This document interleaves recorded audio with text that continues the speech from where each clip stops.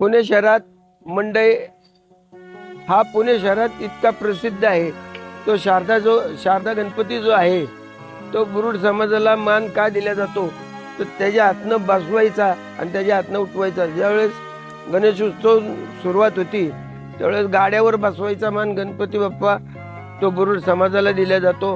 आणि ती मिरवणूक आल्यानंतर बुरुड समाजाच्या काही महिला वर्ग आहेत त्या गाडीची पूजा करतात, बैलांचे पाय धुतात आणि महिला वर्गांना आरतीचा मान मिळतो।